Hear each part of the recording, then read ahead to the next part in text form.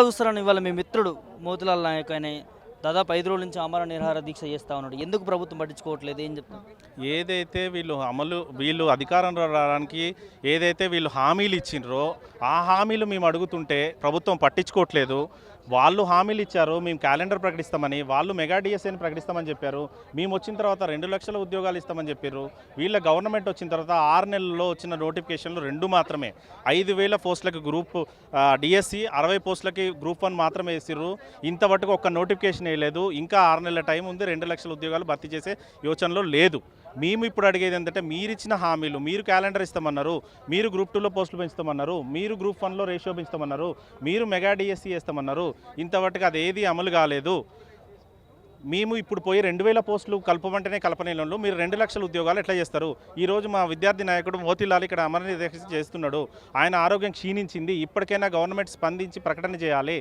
ఇది ఉద్యమం ఉధృతం చేస్తాము. ఇంకా ప్రభుత్వం దిగిరాకపోతే టీజీపీఎస్సీ ముట్టడికి కూడా వెనకాడము. టీజీపీఎస్సీ కాదు, టీజీపీఎస్సీ ముట్టడించిన తర్వాత కూడా వీళ్ళ స్పందన రాకపోతే మేము ఢిల్లీ వెళ్ళి జంతర్ మంతర్ దగ్గరనైనా దీక్ష చేయడానికి రెడీగా ఉన్నాము. ఈ ఉద్యమం ఆపము. మా హక్కులను మేము కాపాడుకుంటాము. మా హక్కుల గురించి మేము పోరాడతాము. మా హక్కులు అమలు చేసే బాధ్యత గవర్నమెంట్ మీద ఉంది. వాళ్ళు చెప్పి హామీలు ఇచ్చి మాకు అధికారంలోకి వచ్చిర్రు. ఇప్పుడు వీళ్ళకి రాజకీయం కావాల్సి వచ్చింది. నిన్నగాక మొన్న ఒక ఎమ్మెల్సీ నేను పార్టీ మారితే అక్కడికి డెలిగేషన్ పోయింది. ఏ ఒక్కరు కూడా మా నిరుద్యోగుల దగ్గరికి ఎందుకు రావట్లేదు డెలిగేషను? అప్పుడు మా దగ్గరికి అందరు వచ్చిర్రు. మీరు గ్రామాల్లోకి వెళ్ళండి అన్నారు, మీరు ఓట్లు వేయండి అని చెప్పిండ్రు. మమ్మల్ని గెలిపియండి, మేము 2 లక్షల ఉద్యోగాలు వస్తాం, మన గవర్నమెంట్ వస్తుంది, ప్రజాప్రభుత్వం వస్తుంది అన్నారు. ఇదా ప్రజాప్రభుత్వం? ఇంతవరకు 2,000 పోస్టులు పెంచండి, 3,000 పోస్టులు పెంచండి, డిఎస్సి ఏంటంటే ఏ ఒక్కరు స్పందించట్లేదు. స్పందించకపోతే ఈ ఉధృతం చేస్తాము. ఖచ్చితంగా దీంతో వదిలిపెట్టేది లేదు. రేపు పొద్దున మా విద్యార్థి నాయకుడికి ఏమన్నా అయినా పూర్తి బాధ్యత ప్రభుత్వానిదే. దాని తర్వాత జరిగే పరిణామాలు గవర్నమెంట్ ఆలోచించుకోవాలని కోరుతున్నాను. ఇప్పటి వరకు చూస్తే కూడా బీఆర్ఎస్ నేతలు ఎర్రల శ్రీనివాస్ కావచ్చు, లేకపోతే ఇప్పుడు ఆర్ఎస్పీ ప్రవీణ్ కుమార్ గారు కూడా వస్తున్నారు. ఎందుకు ఇలా ఏరి కోరి తెచ్చుకున్నటువంటి కాంగ్రెస్ ప్రభుత్వం ఇలాంటి నిరుద్యోగి ఇలా ప్రాణ త్యాగం పెడతా ఉన్నాడు? ఎందుకు పట్టించుకోవట్లేదు? ఏం చెప్తారు? వీళ్ళకి రాజకీయాలు తప్పితే నిరుద్యోగుల మీద పట్టింపు లేదు. అధికారంలోకి వచ్చే ముందు మేము వస్తాము మీ దగ్గరికి, మీకు ఇచ్చిన హామీలన్నీ నెరవేర్స్తామన్నారు. ఈరోజు రాజకీయం గురించి తిరుగుతున్నారు. ఢిల్లీలో ఉన్నారు వాళ్ళు, ఇక్కడ లేరు. మా సమస్య లేదు. ఇక్కడ పరిపాలన కాదు, ఢిల్లీలో పరిపాలిస్తున్నారు. ఢిల్లీలో డెలిగేషన్ పోతున్నారు. మా దగ్గరికి ఒక్క డెలిగేషన్ కూడా రాలేదు. మా పోస్టుల గురించి కానీ మమ్మల్ని సంప్రదించడం కానీ, మీ హామీలు, మీ డిమాండ్స్ ఏంది అడిగే పరిస్థితి లేదు. మేము అడిగేది మా సొంత డిమాండ్స్ కాదు. వాళ్ళు హామీలు ఇచ్చారు. పోస్టులు పెంచుతామని హామీ ఇచ్చారు, రేషియో పెంచుతామని హామీ ఇచ్చారు, డిఎస్సి మెగా డిఎస్సి అని హామీ ఇచ్చారు. ఏ హామీలు అమలు కావట్లేదు. మీరు తక్షణమే స్పందించి దీని మీద నిర్ణయం ప్రకటన చేయకపోతే మా సమ్మె ఉధృతం చేస్తాము. మేము టీహెచ్పీఎస్సీ ముట్టడి చేస్తాము, లేదా జంతర్ మంతర్ దగ్గర పోయి ధర్నా చేస్తాము. మీరు ఇప్పటికైనా రాజకీయం వదిలేసి నిరుద్యోగులను పట్టించుకోండి. మీరు అప్పుడు నిరుద్యోగుల దగ్గరకు వచ్చిర్రు, మీరు బస్ యాత్ర చేయమని చెప్పిర్రు. మీరు పల్లెటూరులోకి వెళ్ళండి, మన ప్రభుత్వం వస్తుంది, 2 లక్షల ఉద్యోగాలు ఇస్తామన్నారు. ఈరోజు ఎటుపోయారు మీరు? ఈరోజు ఎక్కడికి మా దగ్గరికి రావట్లేరేంది? ఈరోజు మా పేరు చెప్పుకుని ఆయన ఎమ్మెల్సీలు ఎక్కడికి పోయారు? మా పేరు చెప్పుకుని ఆయన చైర్మన్లు ఎక్కడికి పోయారు? వీళ్ళందరూ ఎక్కడికి పోయారు? మమ్మల్ని వాడుకొని వదిలేసిర్రు. ఈరోజు మా సమస్య మీద స్పందించేటోళ్ళు ఎవరూ లేరు. అందుకనే మేము ఈరోజు ఇక్కడికి వచ్చినాము. రేపు పొద్దున కూడా మేము కార్యాచరణ ప్రకటిస్తాము. మాకు ఎవరున్నా లేకపోయినా అన్ని పార్టీల ప్రతిపక్షముల దగ్గరికి వెళ్తాము, వాళ్ళ మద్దతు కూడా కొడతాము. ఖచ్చితంగా వాళ్ళ మద్దతుతోటి ఇది ఉధృతం చేస్తాము. ఈ ఉద్యమము మా హామీలు అమలయ్యేదాకా మేము ఈ సమ్మెని ఆపము. బ్రదర్, ఇప్పుడు ఇలా మీ బ్రదర్ ఏదైతే విద్యార్థి నేత ఇవాళ 5 రోజుల నుంచి ఆమరణ నిరాహార దీక్ష చేస్తూ ఉన్నాడు, దేనికోసం ఒక ప్రాణ త్యాగాన్ని కూడా ప్రభుత్వం ముందు పెడతా ఉన్నాడు. ఎందుకు పట్టించుకోవట్లేదు అన్న? వాళ్ళకు ఎన్నికల వరకు ఒకటి కాంగ్రెస్, ఎన్నికల తర్వాత ఒకటి. ఎన్నికలప్పుడు దళిత బహుజన కాంగ్రెసు, ఇప్పుడు కార్పొరేట్ కాంగ్రెసు, ఒక కులపు కాంగ్రెసు.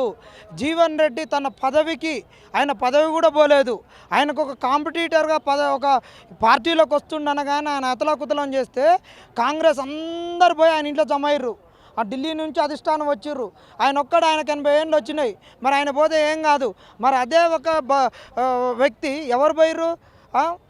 పొన్నాల లక్ష్మీ పోయినప్పుడు రేవంత్ రెడ్డి ఏమన్నాడు ఎన్నికల ముంగట? 80 ఏళ్ళోడు నీకు సిగ్గులు వచ్చుందారా, పోతే ఏం పోయింది అన్నాడు. ఓ బీసీ పోయినప్పుడు అన్నాడు. ఇప్పుడు జీవన్ రెడ్డి ఏమన్నా ఇప్పుడే మొలకలు వస్తున్నాయి ఆయనకు?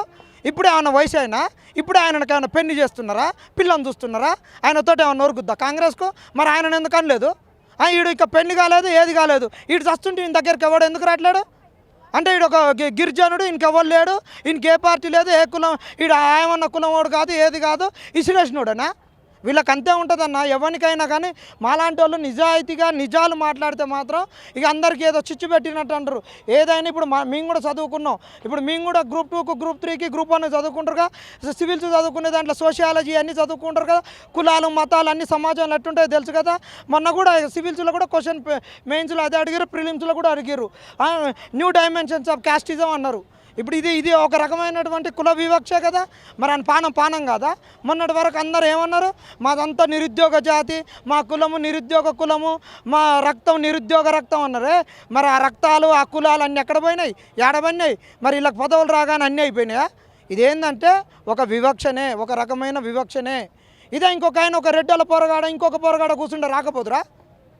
మేము ఖచ్చితంగా ఇది ఒక రకంగా చూడాల్సిందే. వాళ్ళట్ట అధికార కులాలు, అధికార పార్టీలు ఆ విధంగా చూసినా కానీ మేము విడిపోము.